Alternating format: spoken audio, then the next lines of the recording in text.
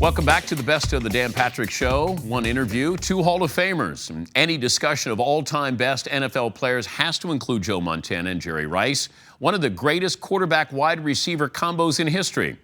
I talked to them both on a chilly morning in Dallas when we took the show on location the week of Super Bowl 45. He's Jerry Rice, Joe Montana. How many Super Bowl rings? Joe, you got 4. Jerry? 3. 3. Well, if he had come along with earlier, well, you didn't get that opportunity. Yeah, we might have had more. Yeah. Wow. That's right. Do you remember the first game with him? Yeah, the first game. I remember the first practice. I think I caught the ball okay during practice, but when I tried to take it to the field during the game, I was dropping balls all over the place. And I said, you know what, Montana, he's going to lose the faith in me. He's going to stop throwing me the football. And, because I had some problems when I first came into the league. But, yeah, he was Joe Cool, and I wanted to impress him. But I think by doing that, I put pressure on myself. Yeah, he wanted to do too much, and then as soon as he relaxed, I mean, when you watched him in practice, you knew he was something special. I mean, he was one of those guys that he actually created a different work ethic on the team by how most receivers catch a ball and they turn up the field and run about 10 yards. He'd catch and go score a touchdown all the time. And so just natural that he's the NFL's all-time touchdown reception leader. Did anybody ever ask you that prior to the draft about what the Niners should do with Alex Smith or Aaron Rodgers? I think I remember being over there catching balls with Aaron Rodgers. And I knew that, this guy could really help the San Francisco 49ers. Did you weigh in, Joe? No, not at all. I think it's a tough transition from a pure shotgun standpoint to coming into the league where you have to go under the center and take snaps. It's a completely different game. It's a beast. It's a whole different game. But if you look at Tebow, you look at Cam Newton, they're going to go from shotgun to shotgun, aren't they, though?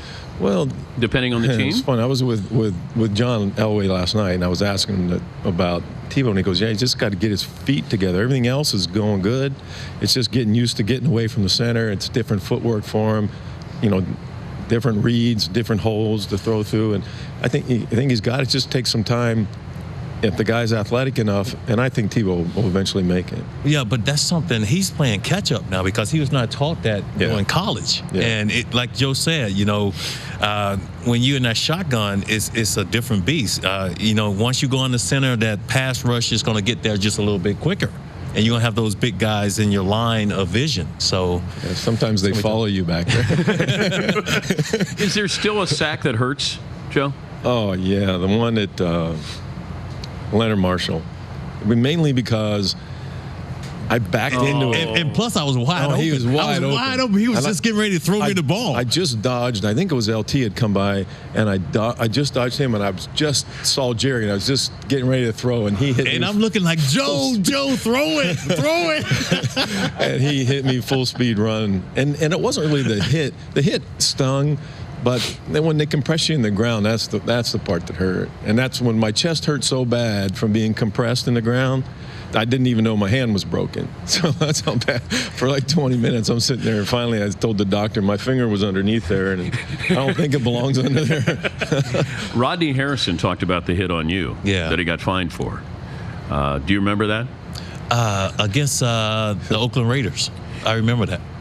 He said that you came across the field. He knew, hey, that's Jerry Rice, but you were coming across the field and he had to pop you. I'm not worried about that. You didn't care? No, I don't care. Was there one that you if you saw the guy today, that you'd want to say something to? I think probably the one with Atwater against Denver.